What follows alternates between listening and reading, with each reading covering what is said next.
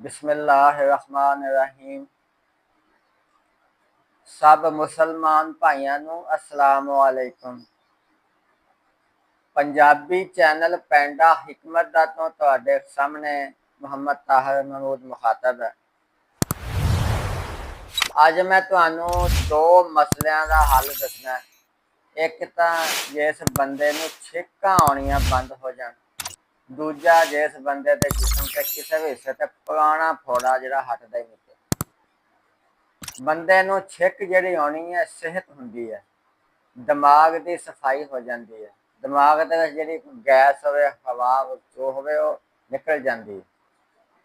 ते बाज़ दफ़ा इदां हुंदा वा किसे किसे नू कि उहदी छिक आउणी बंद हो जाती है, ਉਹਦੇ ਨਾਲ ਉਹਦਾ काफ़ी मसला हो जाता दिमाग का। ਉਹਨੂੰ दर्द भी हो जाती है, ਉਹਦਾ दिमाग भी काम करना छड्ड सकदा वा, ਉਹਦੀ अकल ਜਿਹੜੀ ਆ ਉਹਦੇ 'ਚ भी खलल आ सकदा।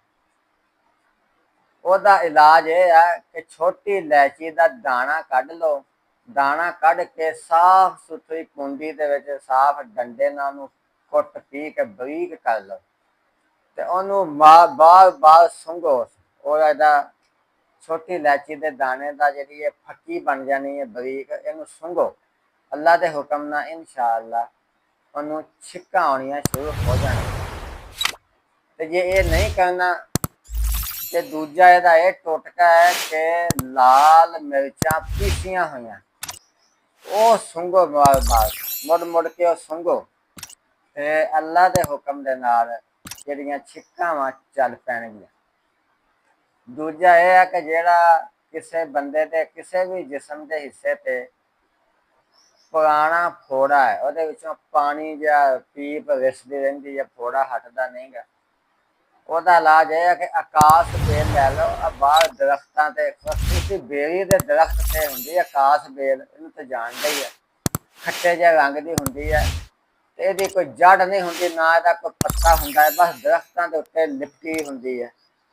ये ताज़ी ताज़ी तोड़ के लिओ ते कुंडी दे विच इहनूं कुट के ते फ्राई पैन च पा के ते थोड़ा जिहा सरों दा तेल इहदे च पा के इहनूं पकाओ।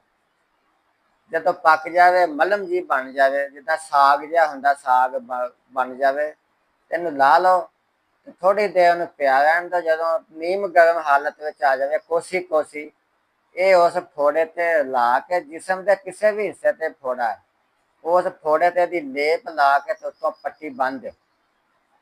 रोजाना 2 टाइम इदां करनी है। अल्लाह के हुक्म ना इंशाअल्लाह ਉਹਦਾ फोड़ा जिहड़ा पुराना वो सही हो जाएगा, खत्म हो जाएगा हौली हौली।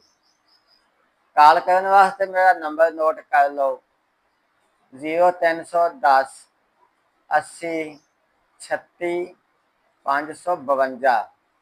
तो व्हाट्सएप पर जो मैसेज भेजना तो मेरा साथी है एक व्हाट्सएप नंबर है, वो नंबर नोट कर लो 0308 448 50 84। सब मुसलमान भाइयों नू अस्सलाम वालेकुम।